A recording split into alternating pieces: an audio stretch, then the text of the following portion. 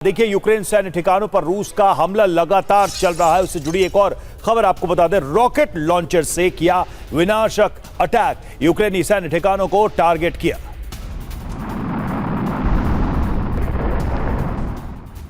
और वहीं बेलगरोद में यूक्रेन का बहुत बड़ा हमला हुआ है। यूक्रेनी हमले में रूस के 2 S-400 नष्ट हो गए हैं। यह बड़ा हमला था, बड़ा नुकसान हुआ है। यूक्रेनी सेना के ब्लैक फॉरेस्ट ग्रुप का यह अटैक था, जिसमें 2 S-400 तबाह कर दिए गए। और यह काम किसने किया है? ड्रोन ने, कामिकाजी ड्रोन ने 2 S-400 तबाह कर दिए। आप अंदाजा लगाइए, यूक्रेनी हमले में रूस को यह भारी नुकसान हुआ है।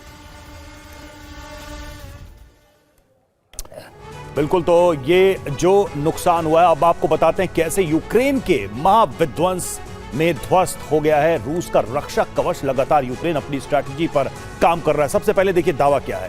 ड्रोन से S-400 क्षतिग्रस्त हुआ है। यह दावा किया जा रहा है कि जो हमले किए गए हैं उसमें नुकसान हुआ है S-400 को। अब तक कितने S-400 जो नष्ट करने का दावा किया गया है, तो 31 से 35 S-400 को नष्ट करने का दावा किया जा रहा है। कितना बड़ा नुकसान, रूस की रक्षा का अहम हथियार नष्ट हुआ, रूस की रक्षा दीवार ध्वस्त हुई, यह भी दावा किया गया है रूस को हुए नुकसान को लेकर। और 600 किलोमीटर तक टारगेट डिटेक्ट कर पाता है S-400 और ऑपरेशनल रेंज इसकी 10 से 400 किलोमीटर है। आप समझ सकते हैं कि एक मजबूत रक्षा कवच, लेकिन उसको लेकर यह बड़ा दावा भी यूक्रेन का। बिल्कुल, और छोटे छोटे ड्रोन कैसे बड़े बड़े काम करते हुए नजर आ रहे हैं जंग के मैदान में, यह भी आप देखिए। यूक्रेन के खिलाफ रूस की बहुत बड़ी तैयारी से जुड़ी खबर है। पहली बार कॉम्बैट ड्यूटी में S-500 को तैनात किया गया है। रूसी सेना सबसे घातक डिफेंस सिस्टम से लैस यूक्रेनी मिसाइलों को मार गिराएगा। S-500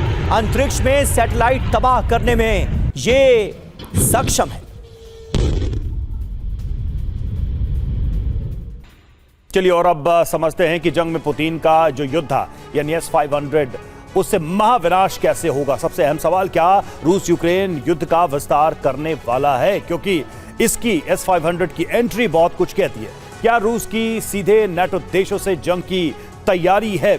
वजह इसलिए क्योंकि वॉर जोन में रूस ने सेना की ताकत बढ़ाई है। S-500 एयर डिफेंस सिस्टम तैनात किया है। S-500 की ताकत की बात करें तो इसकी रेंज 500 से 600 किलोमीटर है। टारगेट जो है इस पे हो सकते हैं जो विमान है, फाइटर प्लेन है, क्रूज मिसाइल है, उनको ये टारगेट कर सकता है। बैलिस्टिक मिसाइल्स को, हाइपरसोनिक हथियारों को भी ये निशाने पे ले सकता है। बड़ी बात क्या है कि अंतरिक्ष में सैटेलाइट भी नष्ट करने में ये सक्षम है। काफी ताकतवर हथियार है, सुरक्षा कवच है रूस का, जिसे अब मैदान में उतारा जा रहा है। त्रिपाठी सर, अब बात कुल मिलाकर यह है कि क्या रूस फ्यूचर की लड़ाई के हिसाब से अब डिप्लॉयमेंट कर रहा है? और अगर ये फ्यूचर की लड़ाई है तो मतलब यही समझे कि नाटो से लड़ाई होने वाली है।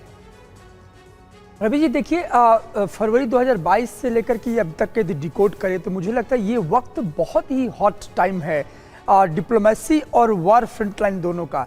डिप्लोमेसी में आपने देखा कि कभी 28 पीस प्लान है, कभी 20 पीस प्लान है। इन दोनों के बीच में of the table, on the table discussion चल रहा है कि क्या नाटो मेंबरशिप यूक्रेन छोड़ देगा। और जेलेंस्की ने खुद बोला कि देखिए, अब मैं विचार कर रहा हूं कि नाटो मेंबरशिप के बारे में सोचना बंद कर दूंगा, जब सब कुछ उसने तबाह करवा दिया यूक्रेन का।